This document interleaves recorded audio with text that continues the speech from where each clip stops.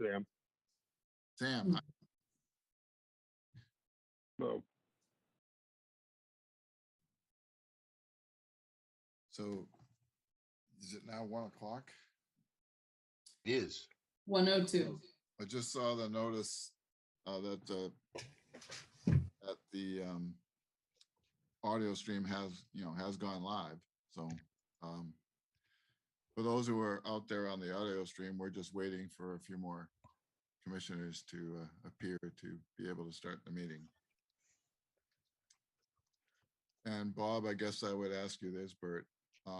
Bob, if Newell is unable to manage the connection, I guess I would, but we do have a quorum, then I guess I'd ask if you're willing to just continue your interim role for the. Sure, I'll yield to anybody.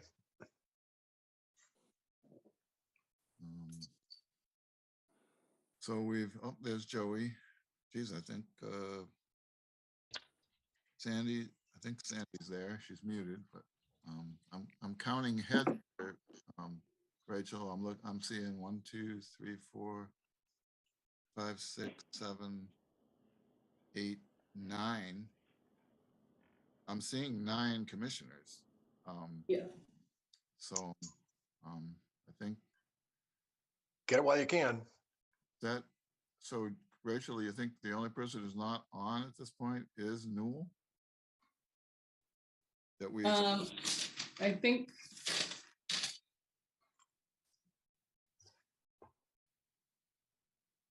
yes.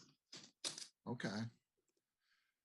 Well, and because since Newell's trying to just negotiate multiple things, Bob, I guess I'd ask if you're willing to start it off and do the welcome and do the usual, have people do the introductions. Well, okay, I'll invite anybody else to step in if they want to, but shall we start then with the introductions? I'm Bob Checkaway, a state appointee from Freeport, which I think makes me the southernmost member of this august body. And I'm just standing in as chair today while we wait for the real man, Newell. And I'm just going to go from my top left to right, which may look nothing like anybody else's, but Rachel, can you introduce yourself? You're in the top left. Yeah, I'm Rachel Bell, projects coordinator for MITSC. Welcome. And Paul, God, you look like something out of a 1940s movie in that light. Yeah, sorry, it's a little weird, but I'm Paul Thibault, the managing director of the commission. Thank you, Paul. And Zeke? Zeke Crofton McDonald, co-commissioner for the Holton Band of Maliseets. Making it a truly international body. And Professor Ranko, I see you next. Hi, good afternoon, everyone. Darren Ranko, and I'm the junior representative from Penobscot Nation and chair of Native American programs at the University of Maine. Glad to see you again, Darren. Sarah Medina, please. You're muted. There we go. Hi, I'm Sarah Medina. I'm a state appointed representative and I live in Dixmont. And welcome, Sarah. Burton Polches, the representative from the Mid-Atlantic. Yeah, hi, I'm Bert Polches, one of the other commissioner from Penobscot Nation. Welcome to the meeting. Hello, everyone. Hey, Bert. Hello. And Joey Barnes, can you introduce yourself, please? Hi, Joey Barnes. I represent Indian Township for the Passamaquoddy tribe. Thank you, Joey. And who's 2760911? Is that Sam? Sam. Okay, well, you don't have to. Go ahead. Sam St. John, Holton Band of Maliseet Indians. Thank you. And James, are you there? You're muted. Hi, folks. I'm here. James Cody, State Commissioner from Farmington, Maine, and I promise to be with you momentarily. Okay. Are you actually in that domed building now? I am in the virtual domed building. And Sandy, you've got a new icon there. I can't quite make that out. What is that, a boot sole or something? It's actually my footprint up against a Coyotes print that was on my deck this winter. So, Uh, hi everyone, I'm Sandy Yarmo. I am a tribal commissioner from Zeboig. And I see you survived and the coyote didn't. Is that everybody, Paul? It's Uh, everybody I'm seeing. I believe it is, and it's a quorum, so. Okay, I guess the first item on the agenda is Newell's welcome, which we're going to have to defer. All I know about Newell is that he's got a brand new granddaughter, and that'll throw your schedule into a loop. Do we need to review the agenda, or are we adjusting it, or what? Well, first, I just wanted, since Newell apparently has been able to connect to us, he did send an email earlier to Bob, Rachel, and I, just briefly stating why he hasn't been able to engage. They very unexpectedly got an infant granddaughter living with them, and so they've been extremely preoccupied with that. And so he has said that he thinks the situation with the baby should resolve, I think he said by April 25th. And so he's still hoping that he can engage in his role. That's what he asked me to share with you. Well, we'll be waiting for him. Are we reviewing the agenda, or are you mixing things up? Nope, review of agenda. Maybe Rachel, can you put it up?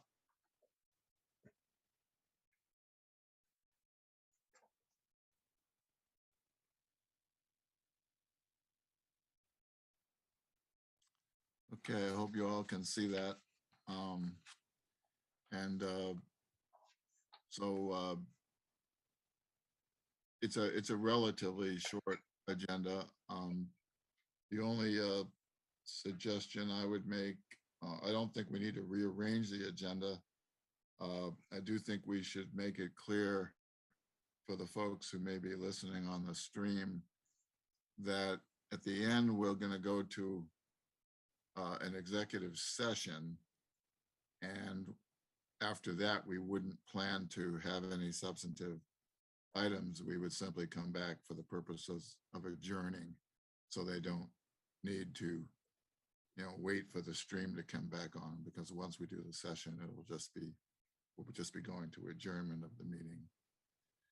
And when we get to where we're ready to go to executive session, we'll need to pause for a moment to close off the stream.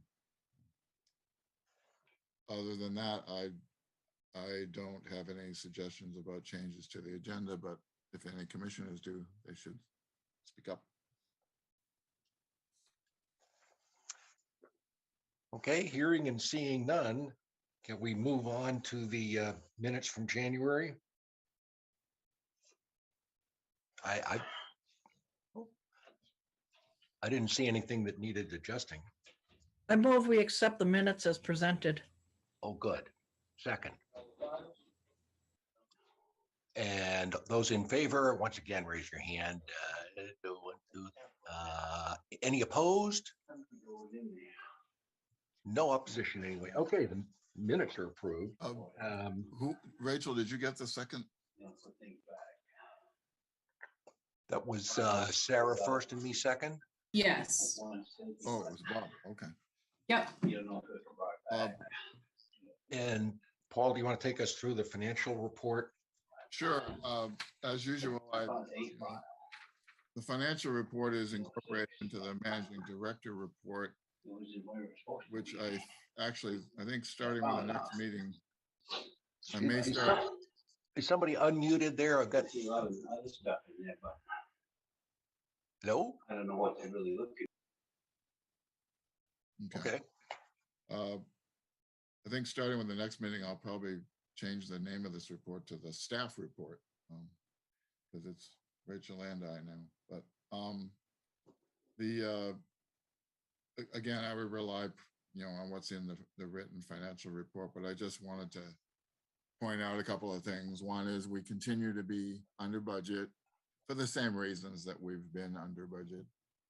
for all of this fiscal year, which is mostly because of the continued restrictions, on travel and in-person meetings because of COVID. And also because Rachel, we budgeted a position and Rachel wasn't actually in the position till September. So we continue to carry sort of an illusory surplus there. Just we need to bear in mind that beginning of the next fiscal year, Rachel will be, on board day one. So we won't have that sort of appearance of of underspending. The audit is complete. We have the final audit. I sent you the electronic version of it. If anybody wants a physical copy, we can get it to you. It's another clean audit, 3 in a row now, since we've started doing audits, and Pat's been doing the work to make that happen. And it was really an uneventful audit. They really flagged, there wasn't anything that they really flagged that was an issue. They did make a suggestion of a couple of changes to our financial, just the wording of our financial policy that we probably ought to take to the administrative committee and bring back to another meeting to make some very minor changes to the wording of the financial policy. And that is what I have for financial report. Yeah, I don't know that we actually accept or table those, but by the way, my personal congratulations on those clean audits. I used to see a lot of audits, and I'm not used to seeing a lot of clean ones. Somebody must be doing something right. Right. Pat is very meticulous. She really rides herd, and she had a lot of experience doing the accounting bookkeeping work for Cobscook, and before she retired, and we're semi-retired now. So she's been through a lot of audits. Well, somebody knows what they're doing there. Are we ready for the managing director's report? It looks like, Bert, do you have your hands up? Oh, I'm sorry. Yes, Mr. Bolges. Yeah, just a quick thing to Paul. Maybe you can send just what we have right now for the that is suggested to change. Just send that out to us so that we can kind of get in our minds. Yeah, I was going to do is send it to the administrative committee. Actually, Bert, you're part of that, so Yeah. So you'll be getting it. I thought they could look at it, and then it's real minor stuff. It's just just a matter of changing phraseology. Just a matter of so that way we can look at it and maybe kind of brainstorm ourselves. All these different voices. You'll be getting it. And if I'm not out of line here to introduce something between the lines, congratulations, Bert. Sorry, girls, he's married. I don't know if everybody got that word. Yeah. Thank you. And what, 2 ceremonies? You had one up here, and then there'll be another one some other time. Yeah, we had just a small one, just to handle the legal stuff, and then we'll have a more traditional wedding, native wedding later on in the summer. All right. You know what they say, married men live longer. Well, that would be a blessing. That way I can enjoy my wife for a lot longer. I hope you do. I'm sorry, Paul, did I move us away from your managing report? No, I'll go ahead. As usual, I'm going to rely primarily on the written report. I just want to mention a couple of things. One, I already talked about Newell's situation, and so we haven't been able to go through the sort of the transition and getting to working with Newell to the extent that we would have. We did initially meet with Newell before this happened a couple of times, I think, but we haven't been able to have a lot of work with Newell lately. He does expect that to resolve and that he'd be able to continue. There's a typo in my report, just I'll mention it. It was supposed to say about most of the way down under administrative work and other projects. It was supposed to say interim chairperson and new chairperson, but I botched it. And I wanted to just mention, I think we'll probably talk about it later when we get to the staff updates, that Rachel and I have put significant amount of time into the Broadreach project. As you recall, we got a grant, a planning grant from Broadreach. And so we'll be talking about that some more later in the meeting. So other than that, I don't really have anything to add to the written report. All right, I don't think we formally approve or otherwise act on your report, but does anybody want to take it up? Good. Old business. Paul, are you going to introduce Judd and Tony or speak for them? We got here faster than I expected, so I'm going to suggest that we hold off on, it will be Judd. Tony had a schedule conflict, but Judd isn't available until 2. So I'd suggest that we shuffle a little bit and hold off on the fishing study. All right. Does that bring us to legislative? It does. So who wants to update us? Well, I defer to all of you, and especially the members who've been working on the legislative committee, but I was going to suggest that Bob and any other members of that committee, who, maybe could give a summary or synopsis, what we've been trying to do. Well, even a synopsis would be difficult. The stuff is coming in like a fire hose lately. My sort of perspective view on this, we've struggled for a couple of years with our proper role while the reforms have been pending. It's been difficult to get any traction. And the more I think about it, the more I think, well, maybe that's the way it's supposed to work. As Bert said some meetings ago, the chiefs aren't going to be undercut by the native reps on this commission when it comes to making changes. And the state people are no more likely to be insubordinate than the others. I think as long as the issues are being developed in the legislature and with tribal leadership, that's probably a good thing, and they can probably get by without us. And I think we're probably best directing our attention as Paul has had us through this process to what I call the more narrow issues of what is MITSC's role in a consultation process or the land transfer process, and let the chiefs and the legislators deal with the substantive issues, although you got to keep an eye on them because they'll make mistakes. I don't know if anybody or if everybody has been able to even keep up on things. I can't remember the LD numbers, but the main bill 1626 has now been amended by the governor's office through an amendment to, what was it, Paul, 558. 585, yeah. 585, I'm sorry. And the AG filed written testimony, which I thought, excuse me, let me back up. I've been kind of banging the table suggesting that MITSC's proper role at this point, rather than drafting or negotiating, would be fleshing out and disclosing and explaining to people what they're about to do here. And then the AG came along and filed their 20-some page written testimony, which I have to say it pretty well covers all the question areas that had been occurring to me. And as long as somebody is asking them and answering them, well, I'm satisfied that that's progress. But there's so many bills going on between the land transfers and Sepayak water. Does anybody have a specific update on the water bills?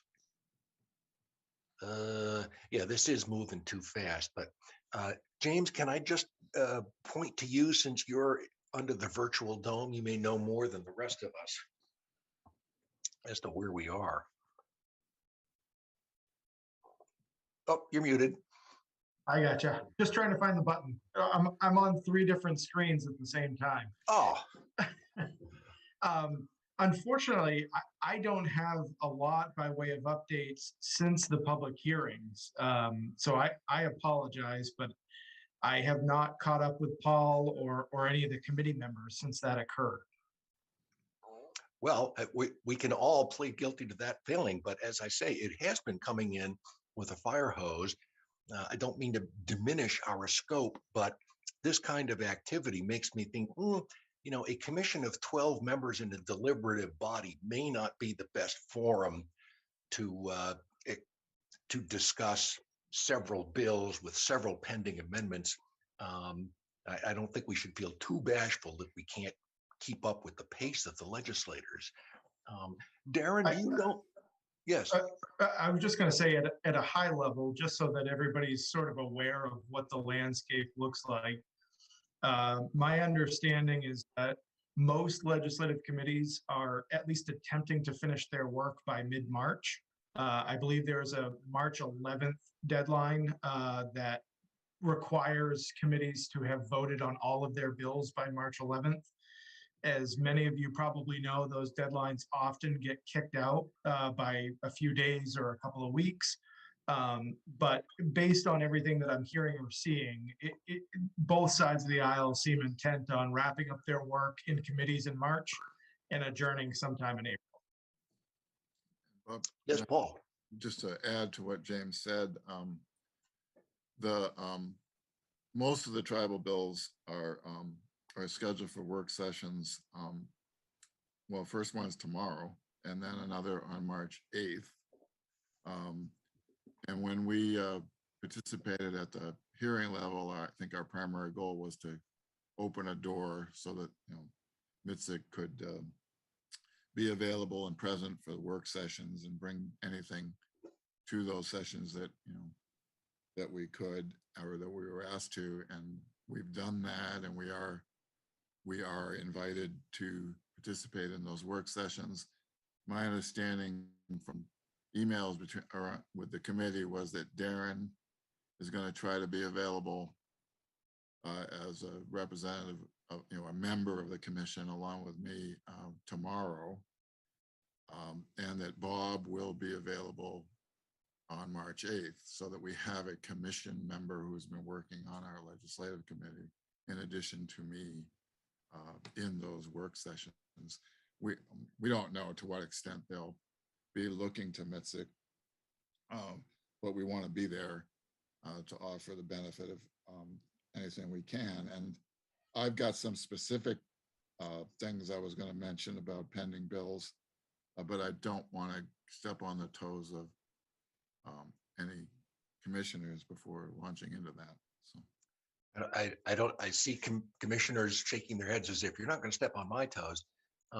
Darren and James and Zeke, I would like, excuse me, as I say, the whole full committee, full commission structure is not well suited to deal with these fast breaking developments. But if you three have any availability over the next week or two, I would love to just talk and email and write with you two. I think we might be able to narrow down some of the questions over what I would call extraterritorial application or off reservation community sites. But let's not get into that. Will you have any availability over the next couple of weeks? I expect James Cody is tied into the handcuffs there. I am, but I'm happy to make some time next week or the week after. And you, Darren, are you available at all? Yeah, I mean, I'm, you know, it depends. The further out, it always looks better too. So. All right. And Zeke, do you have exams or anything coming up, or are you like me, you're footloose and fancy free? Yes, well, I mean, I have a deadline to get my thesis submitted by the end of the semester within a couple months. We'll give you a note. But so, I mean, but my schedule is quite open. It's entirely within my own, you know, schedule. Okay. Okay. Yeah. Paul. Bert's got his hand up. Oh. Yes, Bert, I'm sorry. I know a thought just came across my mind. And I'm thinking on this legislative committee, I don't think either one of the Passamaquoddy commissioners are on there, but I would think that given the scope of what's going on, we might need to ask one of our Passamaquoddy commissioners to involve themselves on those talks in the legislative committee.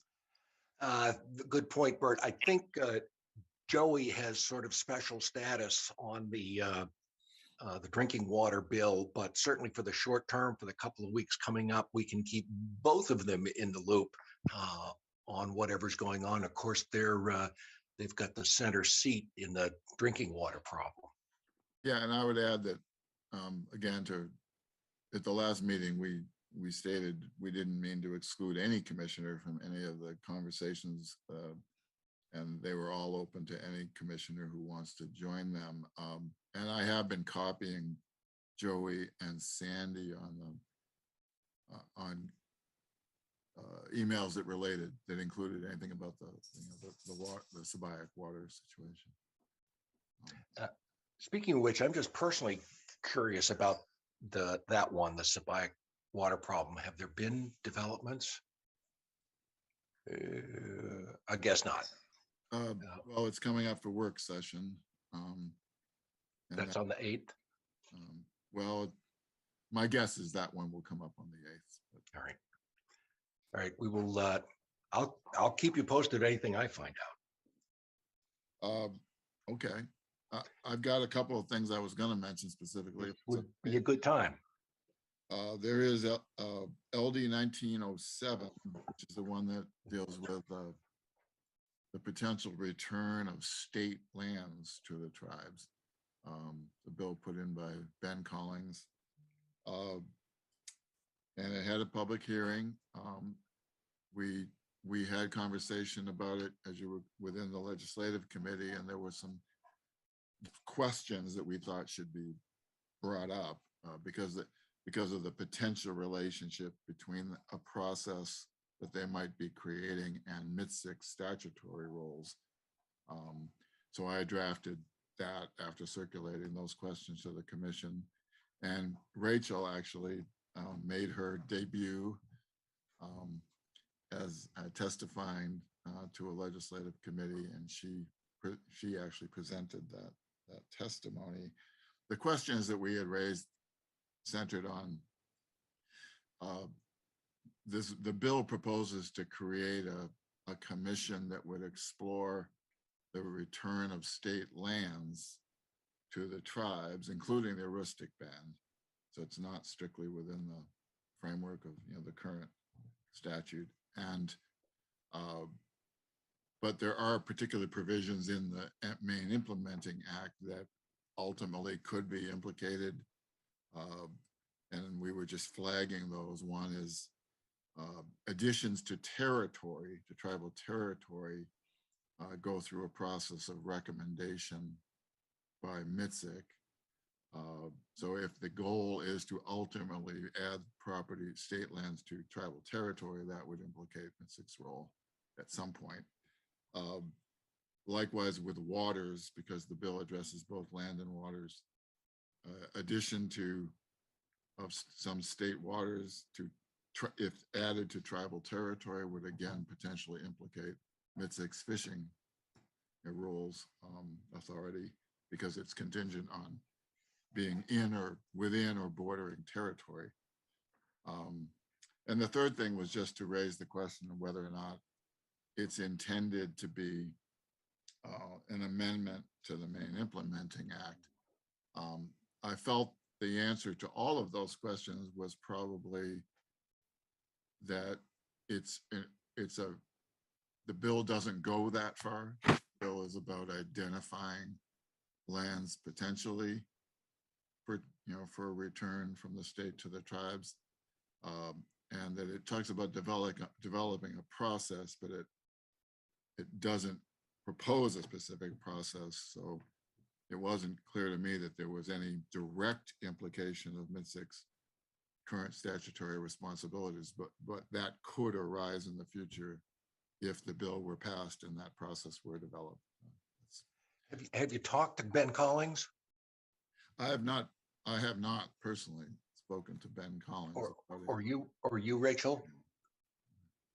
I see a no there. Yeah, he's a nice seeming young fellow, probably just doesn't know that MITSC exists, and will be glad to find out about it. And I'll volunteer to contact him and introduce myself. I have met with Ben Collins before. Okay. More than once before, but I don't know if any of the tribal commissioners have any additional information about that bill, but that's basically been our role so far, was just to flag those questions that we had from seeing the bill. So.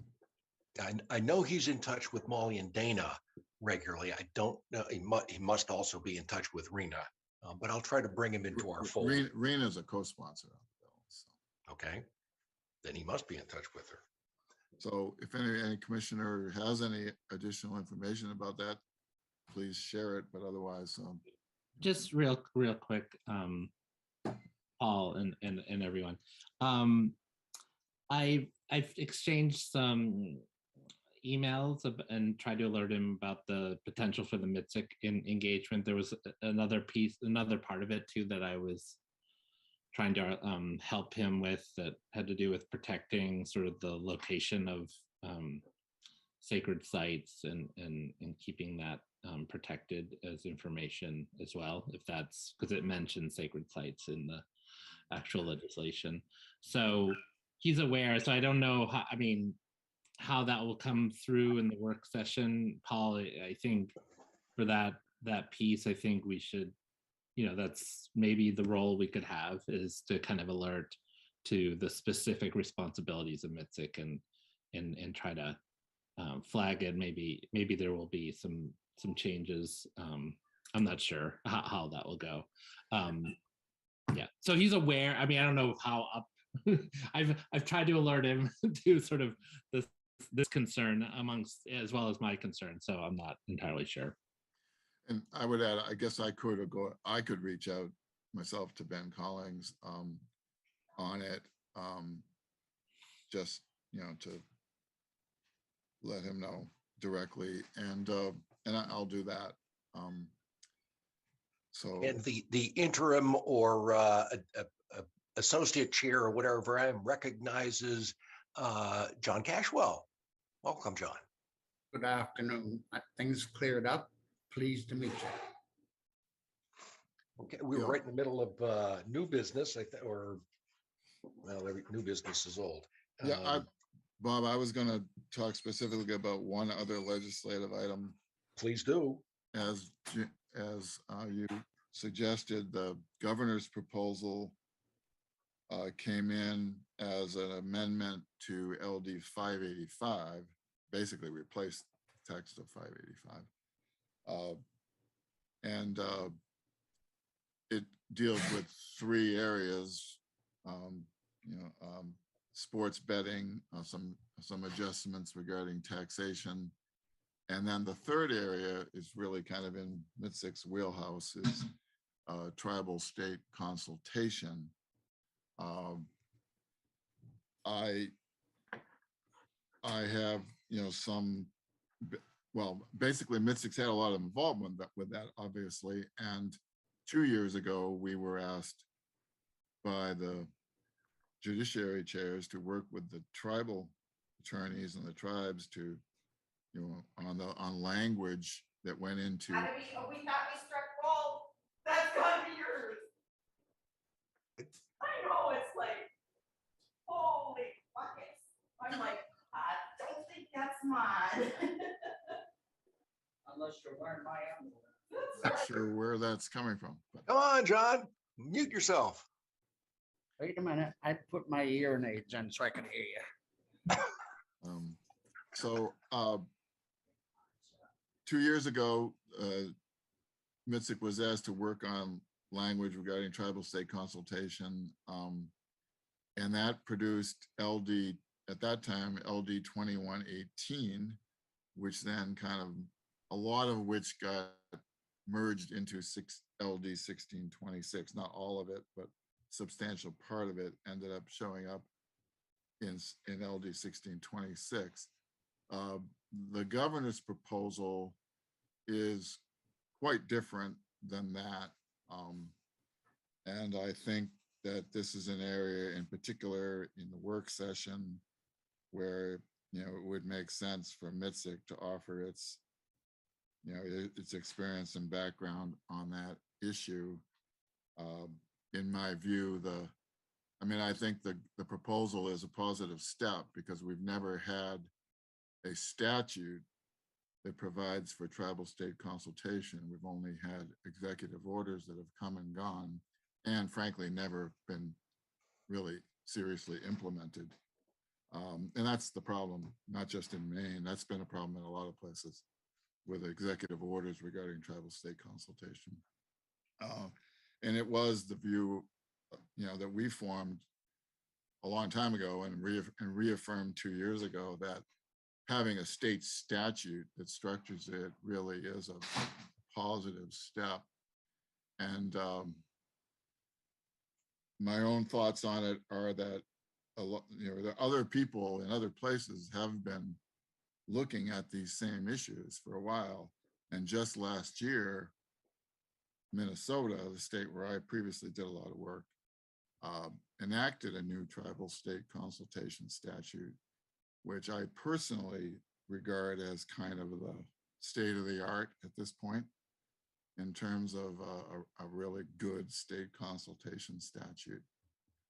So I guess I'm just sharing with you that if I'm asked about it at a work session, I would probably share some of that, because I think that while it's a positive step, it's a limited step.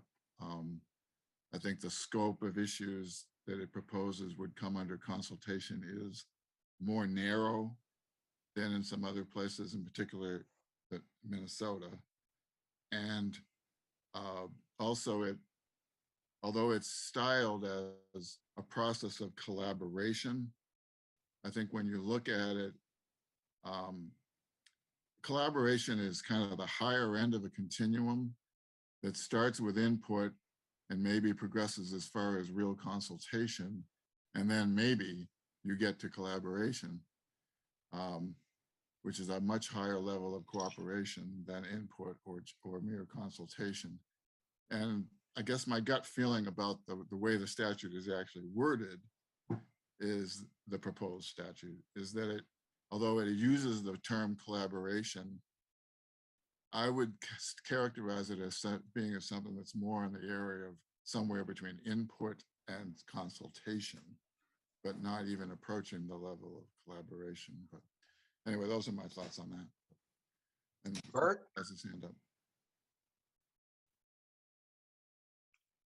Yeah, when reading about that, this idea of consultation, I know MITSC has come forth several times in the past, basically speaking about the need for that consultation. Now, the problem I have with it is now the views, state versus the tribal views. A lot of times the tribal views are going to, our consultation actually comes into play where we actually have some kind of an agreement that comes forth. But I think that in the past, the state has in their use of consultation,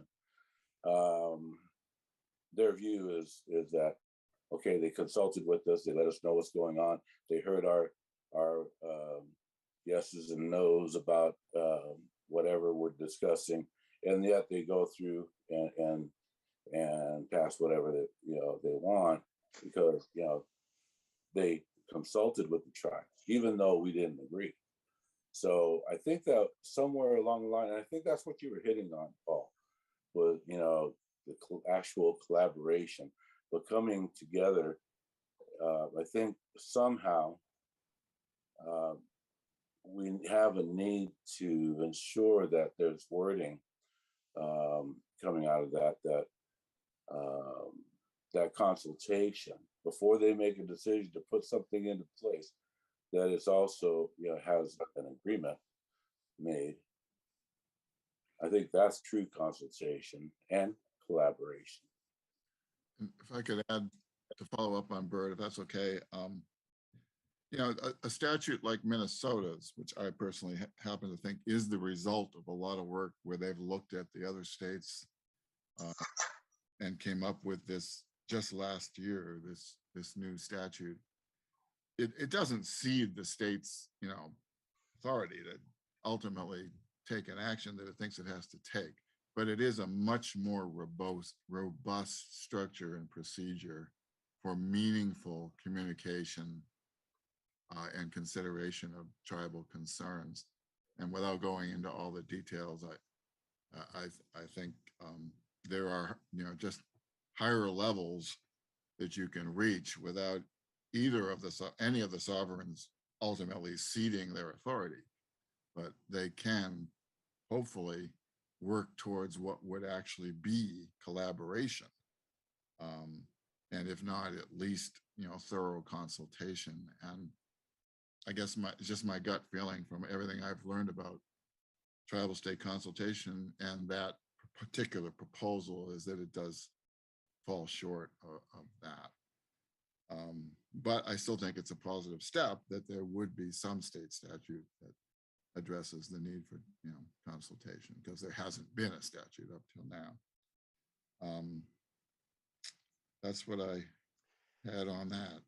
Yeah, I don't want to take us far afield, but I often wonder, is there a purpose that MITSC could serve just as liaison between state and tribal governments, or are they already doing that themselves? I have the impression that, for example, in police and public safety, all the chiefs and all the fire captains know each other, and they don't need anybody at any higher level to implement things. I'm not sure whether it works the same way at Fish and Wildlife or DMR, but I'm sure there are dozens of conversations between state and tribal officials that go on all the time. I'd like to know more about how smoothly that works, if at all. But I won't take your time up today for that. I would defer to, commissioners who know details of that, but I guess certainly my impression is that, yeah, there are areas where a lot of this is happening in a productive way, in the areas of law enforcement, fish and wildlife, natural resources issues, health and human services. I think there are examples in the Indian Child Welfare, the group, state group. So there certainly are examples of positive consultation, and it really is a matter of building on those, I think, and reaching a higher level that maybe someday actually reaches, what you would honestly call collaboration on issues. Well, where are we, Paul? Are we through? We haven't covered all the legislative issues that are happening, but we've mentioned them. Yeah, those are the ones that I specifically wanted to mention because they so directly implicated, MITSC or in MITSC's expertise. But so if commissioners have other bills they want to bring up, I think they should do that. Anybody? Well, this is the lull before the storm. Next I week. would just say, so folks, there was a little bit of back and forth around recent sort of edits to 1626 that my understanding is that they were mostly legal attempts suggestions by lawyers involved in the drafting that were clarifying. They weren't a direct response to any particular questions, although they may help clarify some of the things that the Attorney General raised in his long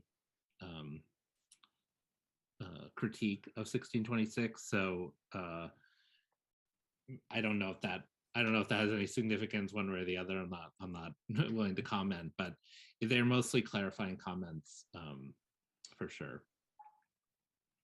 Yeah, I'd love to know what the dynamic is between the AG and the governor's office on this. Yeah, can I add one Yes, thing? Paul. In terms of the Attorney General's lengthy testimony on 1626, I guess I have two thoughts. One, I think it was pretty exhaustive and useful to see all that in one place. What took you so long? But that would be my question, because I think it would have been helpful if it had all been laid out a lot sooner. The issues really aren't new. Go all the way back to the task force, and at times here and there, the AGs had brought up some of the same issues in, as far back as task force meetings. But as far as I know, this is the first time, other than maybe something that's been exchanged internally with the tribal attorneys, but this is the first thing I've seen that's public where the AG's office has really put it all down. And I'm not criticizing their testimony, but I just think it's unfortunate it wasn't all laid out a lot sooner. Well, better late than never, perhaps. I think today is the AG's deadline for responding to our petition for certiorari in the Penobscot Nation case. They've been a busy office. Yeah. Paul, new business? Yeah, I guess we still need to hold off on bringing in Judd because we're moving along. It's not 2 o'clock yet. So if it's okay with you, we'll skip over and go to the first new business item, which is we're calling staff updates on current developments, which I would like to make sort of an ongoing part of our agendas going forward, because we're no longer a staff of one. It's now 2 of us. And I'm going to put Rachel on the spot because I wanted her to talk a little bit about the work that we've been doing on the Broadreach grant. Would you be okay with doing that, Rachel? Yeah. I mean, I think the focus is really redesigning the website to make it a lot more accessible and user-friendly and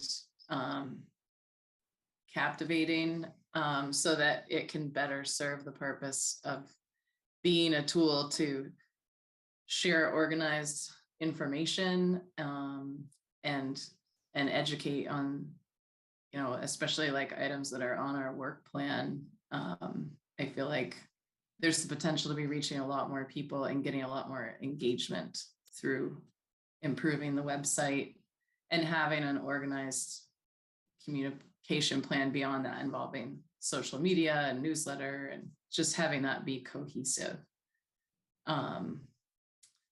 Yeah, so and even stuff with design and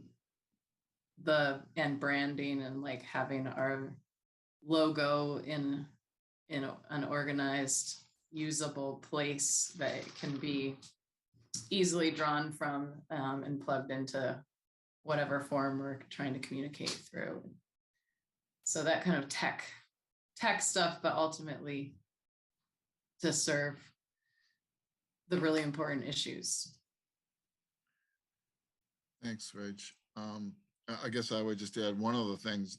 There's a number of things we're trying to do with it, but one specific thing we're trying to do with it is to have a way to more efficiently redirect some inquiries we get to the tribes, if that's where they should be going.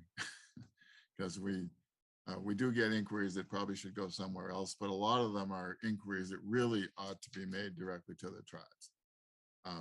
So we're trying to do some redesign so that people will realize the nature of their questions really is something to be addressed to the tribes or to tribal entities, and to make it clear to them how to reach them. That's part of what we're trying to do with it. And so I think we're probably approaching the end of the planning grant in terms of the resources that provided, although we may subsidize it with, some of the surplus money that, we have in order so we don't have a break in the process. But our plan is to, and we were basically invited by Broadreach to come back for a second phase. Once we had done this planning grant, to come back at them for a proposal for some additional funding to take this to another level and really sort of, I'm not sure what the right term is, but to really implement it all. We're trying to do some implementation even with the planning grant, but there's a lot higher level of implementation that would be, and we think we have a good chance of getting funding from Broadreach to do that. So that's what I was hoping to. Oh, and I guess the other thing I wanted to mention, and maybe I'll defer to Rachel on this too, is just the effort that we, and especially she, has been making to follow the developments with Wolfton Mining, with the Forever Chemicals, which I'm sure a lot of you have been hearing about. And I do think those are issues that we should keep bringing back to MITSC. And at some point, the commission may want to make, take actual positions in particular situations or particular fora regarding those issues.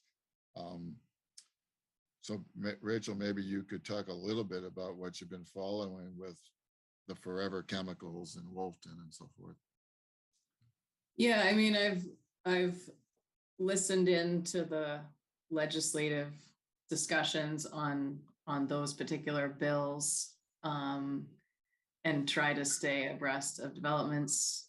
I mean, it's deeply concerning what's happening, and I feel like it's just being uncovered daily to the extent of,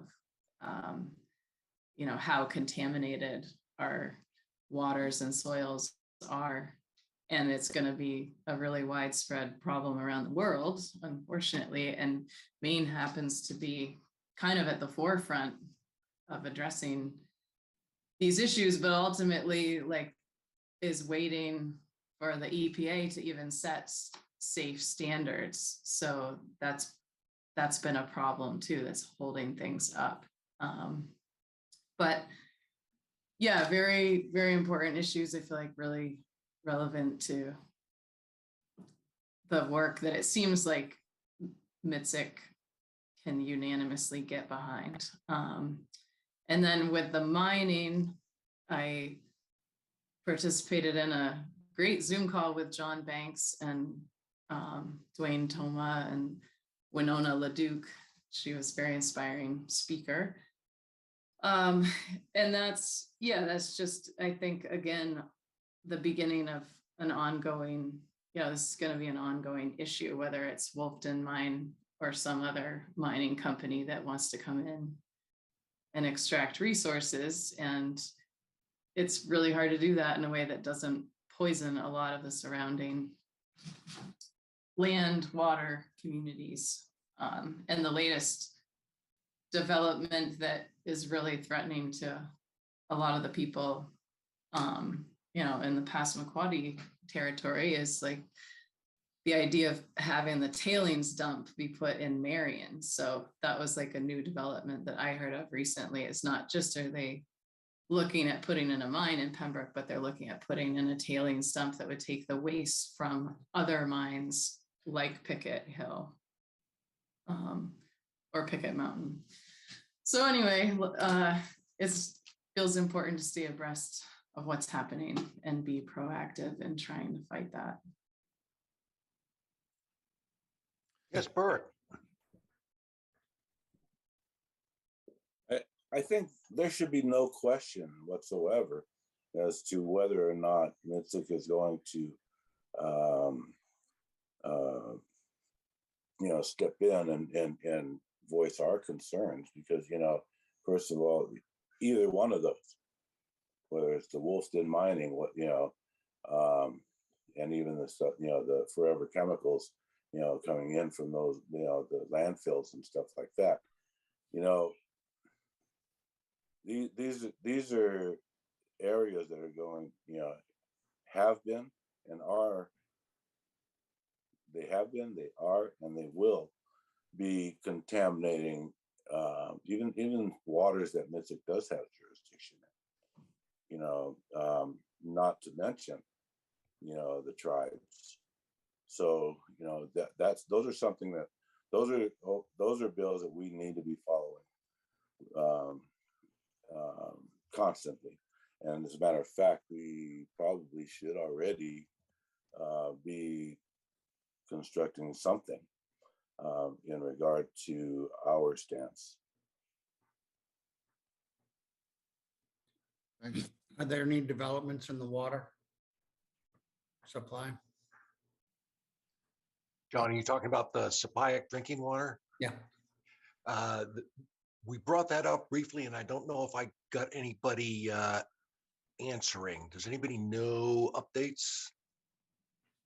Probably nothing, John, until the work session, which is the 8th, and I'll keep you posted. I think I'm on for that one. I'll let you know.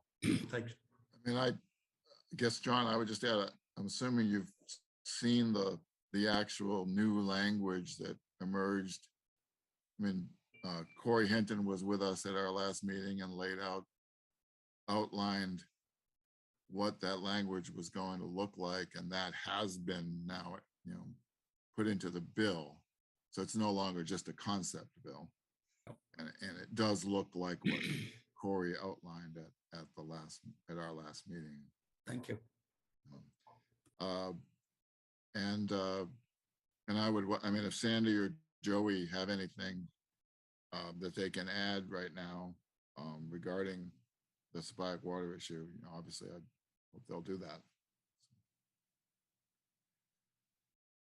I have information that's kind of more at the ground level.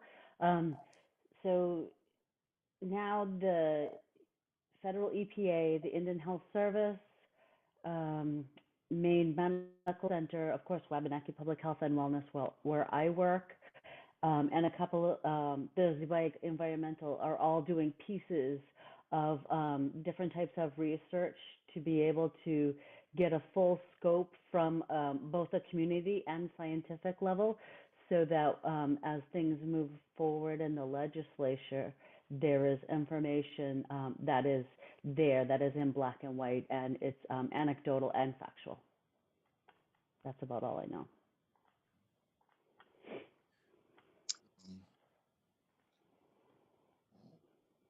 Okay. Are you ready to call on Judd? Well, if you guys are ready to move back to, item A under old business was the fishing study. And Judd is now with us. So I would call on Judd to introduce himself and then to the audio stream, and then provide us with an update. Thank you, Paul. I'm Judd. I'm one of the researchers and writers for doing the 6207 study on basically on state policy of wildlife on fisheries affecting sustenance fishing. So, sorry about my clock in the background. It's going to strike 13 because it always does. That's just what my clock does. And if I'd come on a few minutes later, we wouldn't have had that. So I will actually tell you, while the clock's striking, I had a real scare the other day. My computer has been bugging me to install an update, and it bugs you for a while, and I would start it and it would say, you're going to have to wait for 42 minutes while this loads, and I go on the computer to do something, so I would say later. And I finally loaded it, and then once I'd loaded the updates, I'd lost all access to my LibreOffice files, including the draft study that I had just worked on. So I spent the rest of the day, this was last Friday, I spent the rest of the day trying to figure it out unsuccessfully. But luckily, my oldest son is the IT guy at the Indian Island School. And when he came home from work. Actually, he was down at MIT last week, um, learning a program they have for how to teach middle school kids programming, which he's bringing back to the Indian Island School, and some other projects for the whole district. Sandra, I see you just gesticulating in the background. I usually go get a 10-year-old somewhere. Yeah, he's older than 10, but he solves these things. And he came home and he said no problem. And in a few minutes, I had access to everything. So I'm back on track. So we have a pretty full draft, which other than the findings and recommendation sections, which I'm waiting till the end to write, I'm editing the draft and about halfway through that. And Tony has done let me back up a step. One section of the draft that's not been completed is the section on the native understanding of the concept and the word sustenance, because the concept and the word are a little bit, not only a little bit different, they're different. And we've started that section. But we're waiting for, Tony has done now 9 interviews with long transcripts of tribal members about sustenance and about many of the other issues actually in the study. So we have that. Tony's broken it down into various sections, and we're, as well as editing the draft, we're in the process of integrating the native voices into the study itself, which I think will really give it some life more than just the scientific and policy statements about what happened to the fish, what steps are being taken to bring them back, et cetera, et cetera. There's some fascinating and really rich material that Tony's got. So that's where we are. We're working on the draft and trying to produce something that includes the native voices as well as the work we've done before that we've sent out. I'm glad to answer any questions. Just a comment, Judd. Have you heard, I think I read recently that the Penobscots have issued a do not eat order for all species due to the PFAS problem. I didn't realize there was a new order. I mean,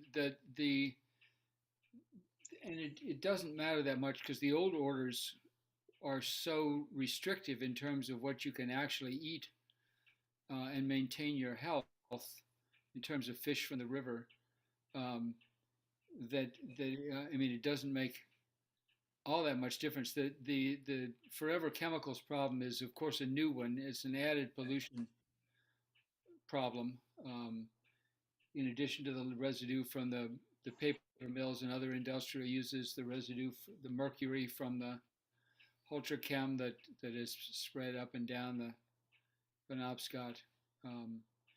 But it's a real problem, and I'm not sure what the actual recommendation will be, but going ahead for the future, even if you bring the fish back, which has also not been as successful as people hoped. The alewives are coming back, but the other species not as much. But how you get to a point where there's enough fish and of good enough quality to actually sustain human life, ceremony, all the things that go with sustenance. I don't know how we get there. It's really a problem. The fisheries were degraded in numbers. Obviously, everybody knew that with the dams, but also the quality of the fish in terms of sustaining human life is a substantial problem that's not going to be solved easily. I think Rachel's hand is up, her electronic hand anyway.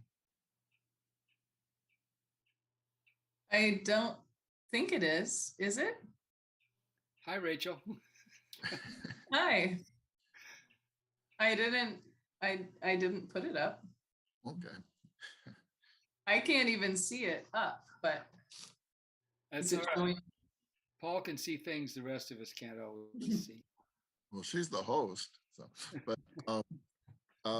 other questions, comments for Judd? If not, I think we probably ought to talk a little bit about next steps. What we'll do when, you finished with the edits and Tony's piece is incorporated.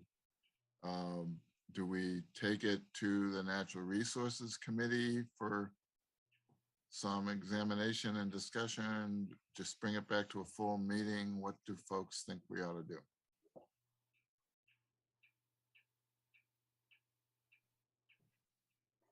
And I think certainly it started there and it ought to go through there to be accepted. yeah, I tend to think the same, that the process ought to be to take it back to the committee and then from the committee, to the full commission. Now, John Banks was on that committee. I don't know, is there a replacement or how's that work? The Natural Resources Committee right now, help me, Rachel. I think Joey, you're on that, right? And Sarah. Sam. Sam. Was I think Cody was too, wasn't he? Or Well, I think John, I think you're on it. Well, that's why I'm asking. I think James went over to the legislative committee because of all the things that were going on there. But I mean, none of this is set in stone. There's never been any intention that any of these committees, had turf to protect. So I think when we have my feeling would be when we have a report, we'll let you know, and anybody on the committee, anybody on the commission who wants to join a committee meeting to talk about that report, that's what I would suggest we do. So. Yeah. And if it's all right with the commission and the committee, when we give you something, I'm going to leave the findings and recommendations very vague, because that's where we would like help with, as well as just any suggestions about form and content, et cetera, of the report. But I think the findings and recommendations need to come more from the commission than they do from the researchers themselves. Yeah. Bert's got a question or a comment.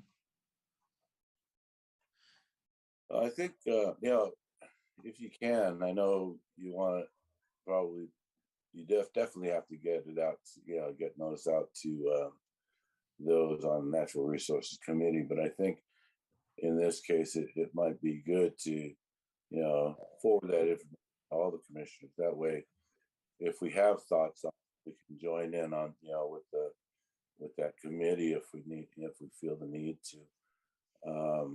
But on the other thing is, Judd, I was wondering, I don't know if you have anything in there regarding any of the scientific stuff that, as far as how possibilities of how to get these waterways healthy again, for sustenance fish, such as, from my understanding, a lot of teachings that are shared. One of the problems, one of the big problems is the loss of a lot of the plants, the fish, different animals that would normally help to rejuvenate the system, so that way things can be, become healthy again. I'm trying to think of how to word that, but I don't know if you understand what I'm talking about. Or we've put, I mean, some of that is in the report is, the draft is heavily footnoted with the things we've read. And there are, I mean, when the alewives come up the rivers, which is now actually starting to happen, the alewives bring, I can't remember the name of it's a freshwater mussel that basically catches a ride on the alewives and goes up, and they are extremely efficient as a natural matter. This is not like introducing some new scientific discovery. This is what's been going on for thousands of years. They clean the water. And their passage up and down the river depends on the alewives coming up and down the river. As we know, all these things are connected. There's also been some efforts to change the acidity of the water by putting sort of ground up clamshells and stuff, even in the inland waters. There are various ideas, but the problem is, of course, that the ecology itself was so drastically changed over the course of the several centuries that ways to bring it back other than a lot of time are sort of difficult. Plus, the climate change stuff is affecting what can be done and what might be possible anyway. Salmon, for example, are cold water fish, and they have not rebounded, frankly, at all in any of the rivers, and nobody knows quite what the reason is. There are a lot of different theories, but we're not going to cool the waters down in any way. That's sort of a power above and beyond us. State of Maine policy on that won't make too much difference in the actual water temperature of the ocean and the rivers. So the answer, Bert, is we're looking at some of that stuff as part of the study, and particularly when people are able to take a look at it, any ideas anyone has of things we can add or put in would be really helpful. We're really grateful for any input.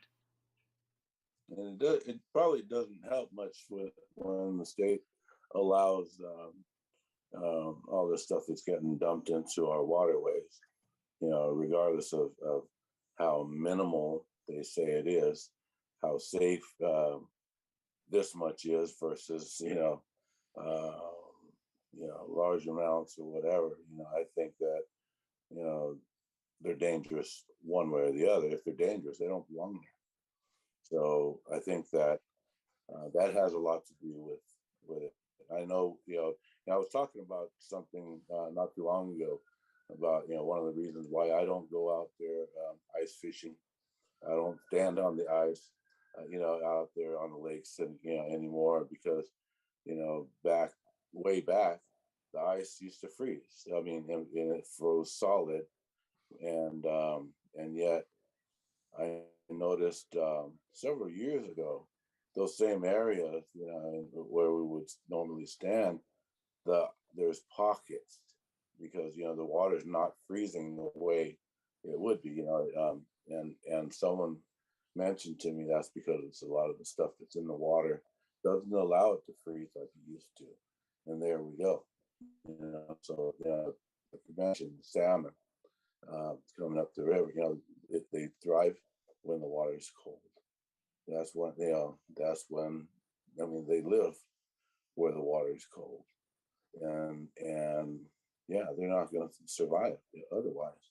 And that right there is another one of our main staples in our sustenance.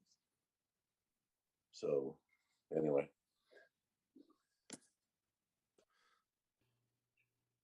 Are there other comments or questions for Judd? If not, Judd, I guess I would wrap it up by saying when we have that draft, that really, new draft, it'll be sent out to all the commissioners. There'll be an indication that it's, going to the to the Natural Resources Committee, which we'll be organizing a meeting of that, and all commissioners will be encouraged to either attend the meeting or to submit, comments on the draft that could be, looked at by the committee. Yeah, sounds good. Have we consulted with the Atlantic Salmon Commission on information they may know, for instance, the range of anadromous fish such as Atlantic salmon, how far out they go? What are the oceanic threats to them in terms of international fishing in international waters? Or we just mostly terrestrial inland issues? No, the salmon go from the Gulf of Maine up around Labrador and then off to the west coast of Greenland. There's some problem with bycatch from international fishing, but there's also Greenland has an ocean salmon fishing industry. It's relatively small, but you don't have to be taking too much to affect what happens to the Gulf of Maine. And this is all bound up with the native people in Greenland having gotten more independence from Denmark, but also needing to put together an economy. And their economy is, even their traditional economy is also based partly on salmon. So yeah, we're looking at that stuff as well. I mean, not as in depth because the state of Maine doesn't have much of a policy reach on what happens out at sea or what happens in Greenland, other than when Mr. Trump wanted to buy it, I think, or whatever that was. It's those things affect the salmon and affect the salmon in the state of Maine. So we're bringing them into the study again, not in a highly detailed way, but climate change, ocean fishing, including the Greenland fishing are in the report.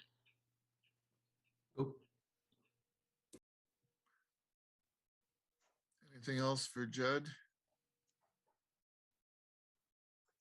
Just if I may, Judd, I think your Article 10 study is starting to work its way out and be felt, although in an odd way. What I'm seeing is less discussion of Article 10. I think people may be finally satisfied that that's not going to be a productive issue. But I was interested to see when I tried to look up parts of the Federal Act that the U.S. Code omits Maine Land Claims Acts from its published bound volumes for the same reason that Maine omits Article 10. That's interesting. Yeah. I would welcome any discussion about it. And I think my conclusions again on Article 10 was that at the time the language was taken out of printed copies of the Constitution, it wasn't done to do a dirty deed, a slick deed on the natives, because I don't think the native interests ranked high enough in the state of Maine government at that time to even take steps to the natives had really no standing at that point in time, the tribes. So anyway, your work lives on. Yeah, I guess then we've concluded that item. Bob, should we move on? If there is no other discussion to be put forward by any other member, I would say we go to executive session. But we have one other agenda item. Oh, yes.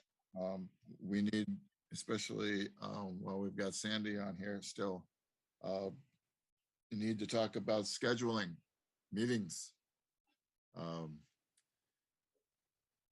Obviously, we've had some challenges, and I know Bert's going to have some comments on this. So that is the next item: scheduling next meeting or multiple meetings.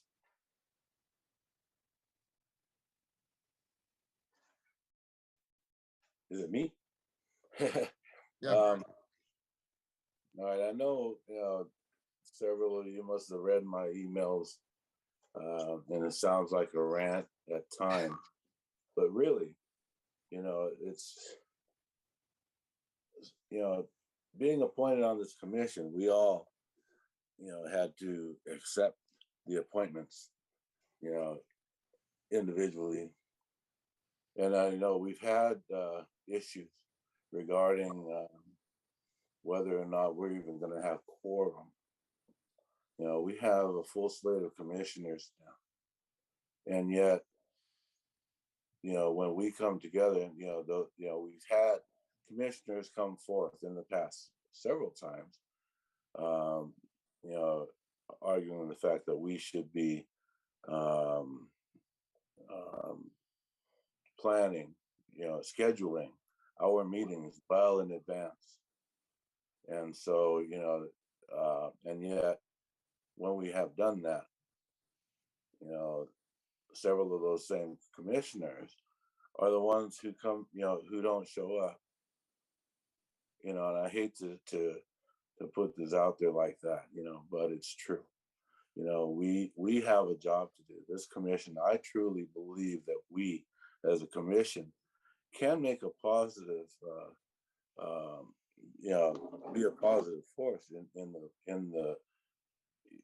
the relationship between the tribes and the state. But we have to be, really be committed ourselves individually to do so, to do our jobs. And so,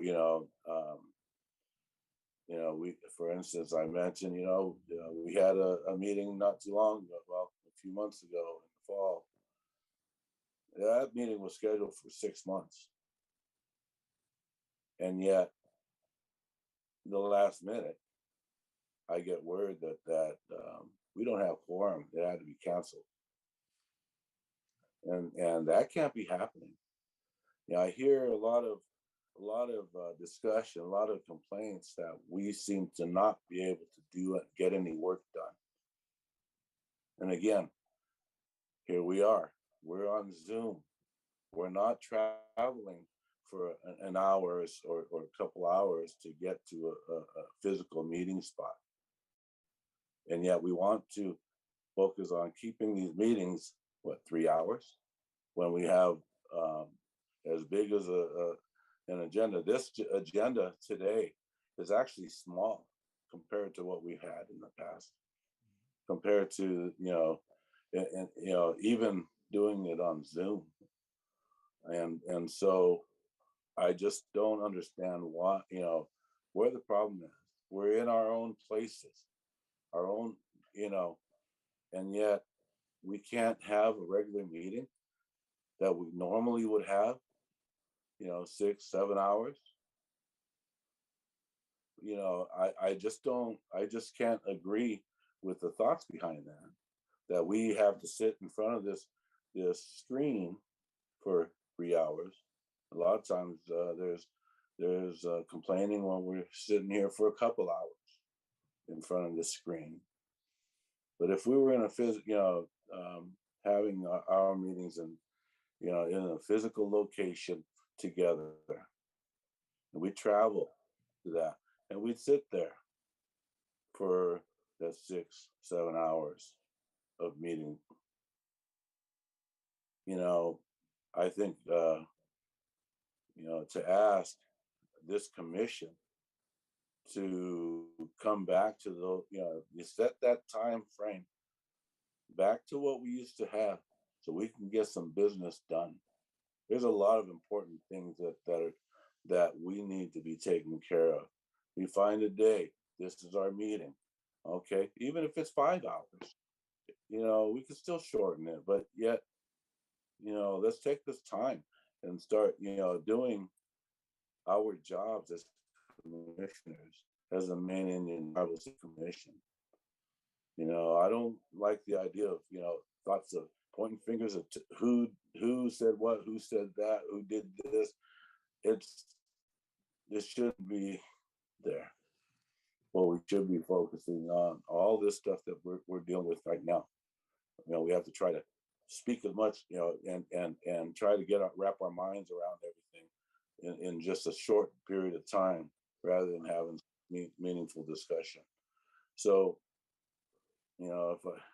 if I sound like I'm ranting, I care. I care about my people. I care about what this commission is all about, what's it supposed to be about. Chief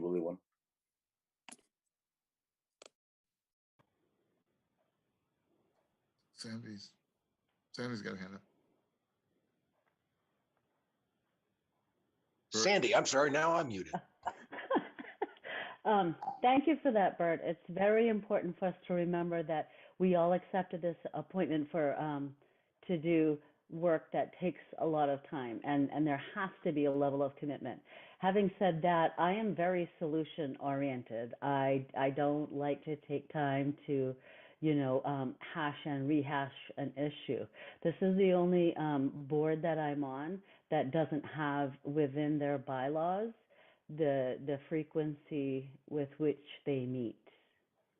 So I would propose, it can be done via doodle poll, so it doesn't take 12 hours to talk out week 1, week 2, week 3, week 4 of the month, which day of the week. So it would be essentially, say the majority decides that it's going to be the third Thursday of every month from noon until 3.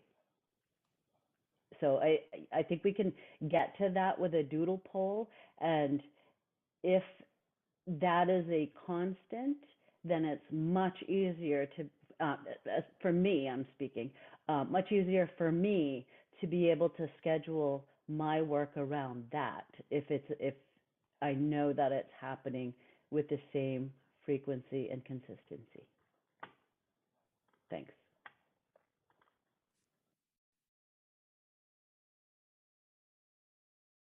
I know Paul in the past has complained that the doodle poll function just seems to evaporate when he tries to. No, I agree with Sandy that we ought to be able to accomplish it that way, but I would echo Bert that we went through this last spring. And it was the result of a very deliberate process that we picked a recurring date for the next few meetings. And then it worked once in September. And then in November, the date that had been picked, that everybody had agreed to, was a dud. And we couldn't have a meeting. So I get that, I understand that, and I accept that. But I think if it's the third Thursday of every month from noon to 3, then we all know that from here on out, that is going to be the schedule. So I think picking a couple meetings, for the next 2 meetings, here's going to be the days, that puts us right back to where we were. So we've not really solved the problem. We've merely kicked the can down the road. well, and I like Sandy's suggestion that we adopt in the bylaws an actual recurring meeting date. You will need to have some discussion about how frequent those are going to be, because we've had a lot of sentiment for the last couple of years that we shouldn't meet more than quarterly, and others who have felt strongly that, especially with Zoom and limited time meetings, that we need to meet more frequently than that. So that's part of the discussion, but I agree with the idea of solidifying a recurring time and putting it in the bylaws. Sarah Medina. I agree with setting a specific time, but I don't agree with putting it in the bylaws, because as commissioners change over the years, you may find that another date is better for everybody. You may find new commissioners coming in that can't make it on a Thursday, for example. So I would put it in writing for now and just leave the option open for revisiting the particular date and time in the future without putting it in the bylaws. Yeah, thank you, Sarah. Bert Polchis. I think trying to do this quarterly is, especially with the stuff that's going on. I think that that's a dangerous situation, and especially if there's something that we can add, we can come forth with issues that might arise.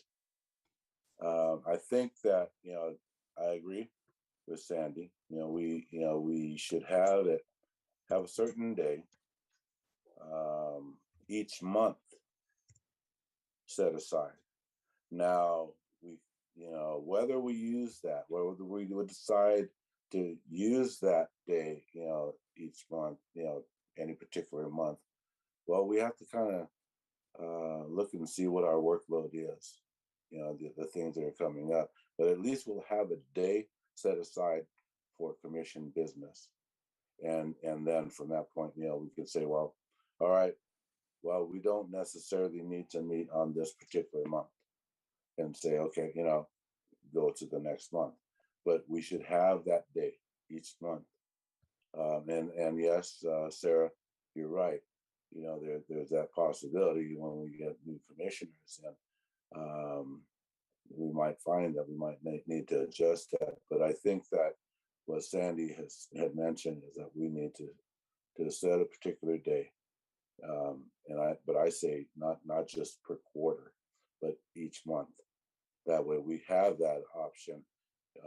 If something comes up, we have a meeting date. I recognize myself. I'm inclined to agree with the idea of monthly Zoom meetings of 1 to 2 hours. We don't need to put it in the bylaws, but I think all of this hinges on our incoming chairman. I think one reason the meetings have been so kind of chaotic is that we have not had regular leadership since going back before November. I would like to think that would be a help. Anybody else? Paul, is that enough discussion? Well, we do need to figure out how we're going to set at least the next meeting. And I would hope that maybe you could reach a little and set the next 2 meetings, but sure. Or that we'll agree that we will do it by doodle. Let's try it by doodle. But we need the outlines of what you want. Do you want a meeting? Do you want a couple of more meetings coming up? It's the 1st of March. When's the next meeting? When would be the one after that? I think we have to defer to Newell. We need him.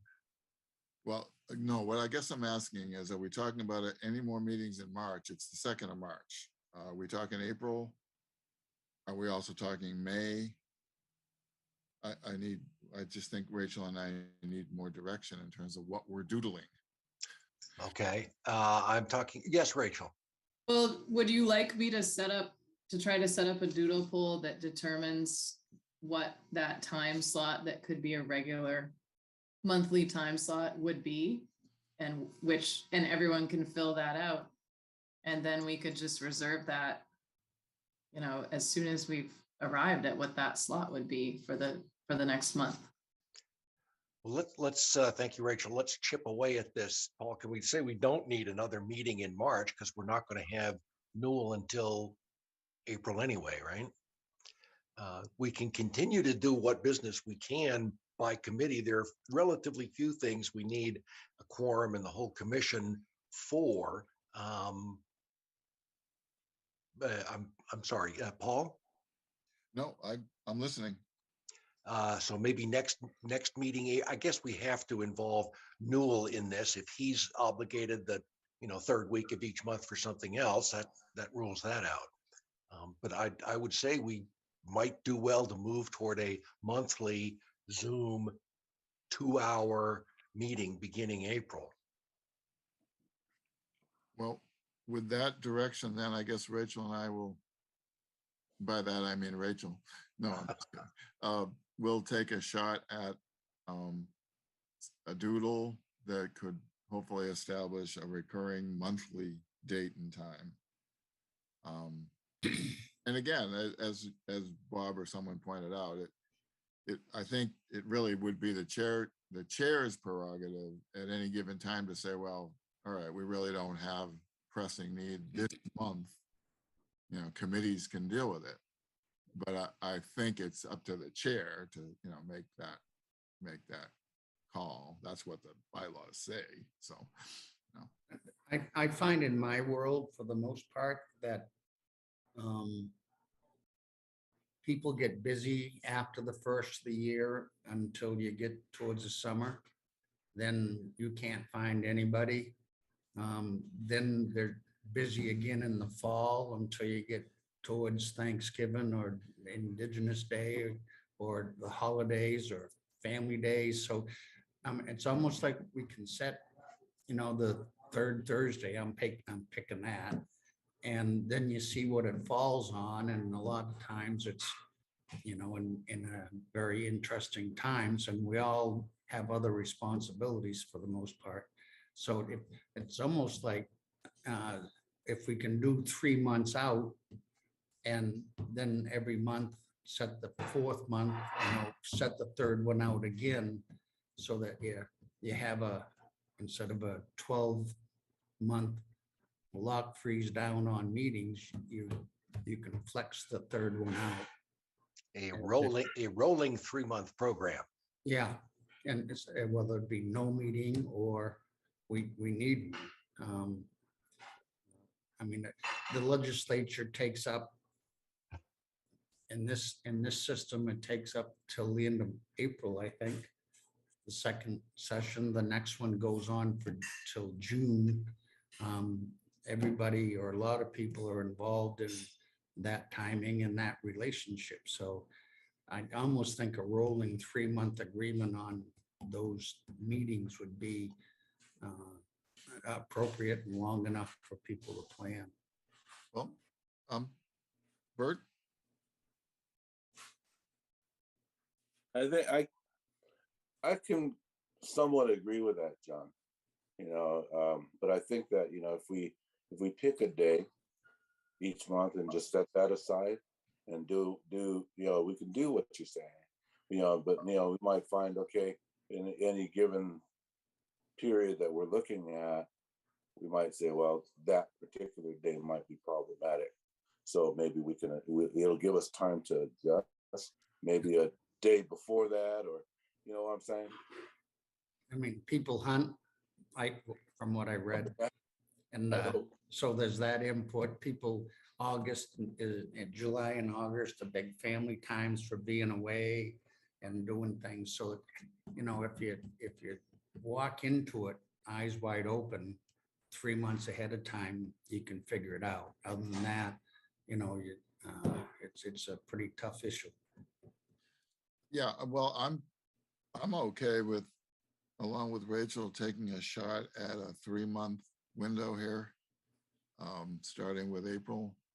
I mean, I would just add, in terms of context and the history, my understanding, you know, has been that the commission, prior to the pandemic, was meeting 6 to 8 times a year, but was meeting in person. And as Bert said, for, you know, they were full meetings. That's really, you know, what the historical pattern was.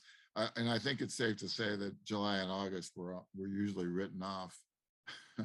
Yeah, and give me 2 days after the taxes are due to get over my sorrow. So, all right, then I'm open to other comments, but otherwise we'll take that lead and we'll shoot for seeing if we can get something scheduled for April, May, June.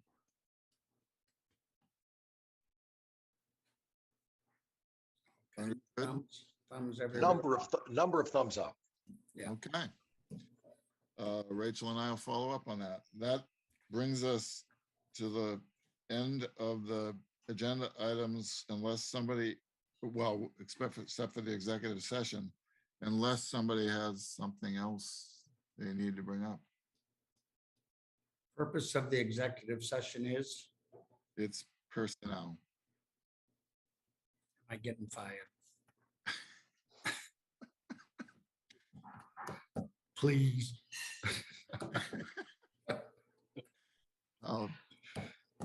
Rachel's got her hand up. Should I alert Dylan right now to stop the live stream? Are we ready? Well, I think the motion to go to executive session should be in the stream. Okay. Moved. Going to go to executive session. Second.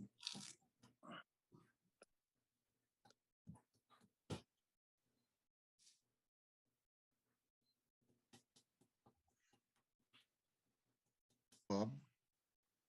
I take it we are moving into executive session and waiting only for the live stream to disappear. Well, do you need a vote on, or is it consensus to go to executive? I'm sorry, I may have, are there any votes opposing executive session? So those are easier to see. And I see none, so let's declare it an executive session. All right, then Rachel, you let Dylan know. I just texted him. And as soon as the stream goes off, we can commence executive session. And in the meantime, perhaps as a volunteer to do a song and dance to keep us entertained, or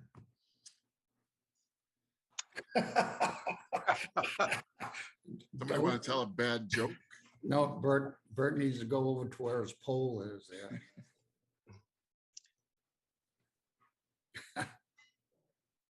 He's having a good time, but he's muted. Yeah. Someone took the poll. Someone took the I guess we should point out that maybe, I think we already did, but when we finish the executive session, all that's going to happen after that is adjournment.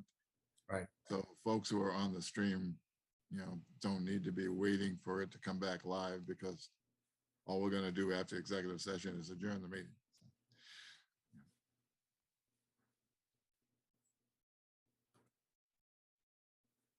Anything from? Maybe I'll just step out and try and call him on the phone. Did you text him or? He told me to text him, and I did text him, but I haven't heard a response. So If you can reach him. I can try and call him.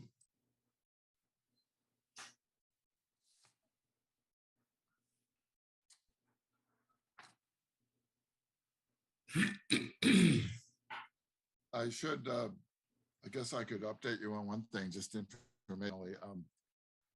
In the last meeting, we presented, we had hoped to have, and then we'd be back to in-person meetings, and we're going to have some kind of an event, and, to honor John Banks's long service to this commission, which I hope we will still be able to do at some point. But in the meantime, a wonderful gift had been prepared for him. So rather than make John wait forever to get his gift, we made arrangements for that gift to be delivered by Rachel the last time she had a chance to go to the Bangor area. And if Bert's still with us, he might want to talk a little bit about the nature of that gift, which was a really nice gift. Oh, you mean right now?